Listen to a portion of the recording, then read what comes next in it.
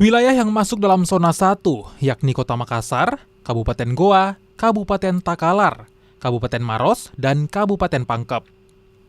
Kelima wilayah ini kini resmi bersiaran digital.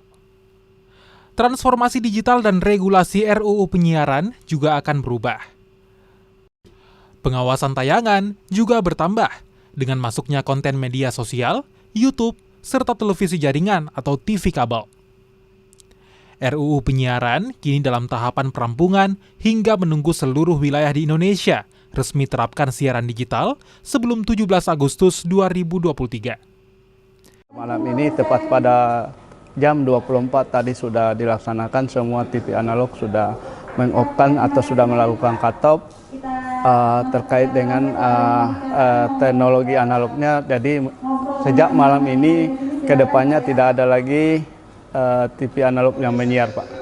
Kelima wilayah dari wilayah Sulawesi Selatan 1 ini ya, mulai dari Kota Makassar, Kabupaten Maros, Kabupaten Goa, Kabupaten Pangkep Kepulauan itu sudah pembagian set-top box-nya sudah lebih dari 90%. Jadi kita sepakati dan tetapkan bahwa mulai tanggal 20 Juni ini kita melakukan cut-off untuk siaran analog dan beralih kepada siaran digital. Pada malam hari ini KPD sangat bersyukur karena analog switch off sudah dilaksanakan, dan KPD sangat berharap bahwa ke depan televisi ini akan bertambah kompetitif.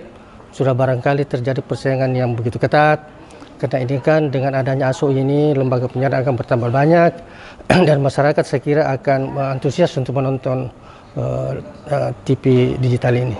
Harusnya lebih mudah karena televisi ini kan lebih jernih gambarnya,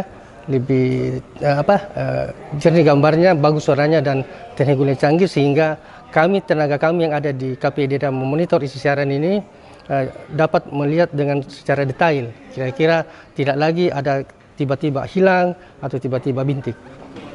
Di Sulawesi yang tercatat sudah terapkan siaran digital yakni Sulawesi Utara Zona 2, Sulawesi Tengah Zona 3, dan Sulawesi Selatan Zona 1. Aziz, Kompas TV Goa, Sulawesi Selatan.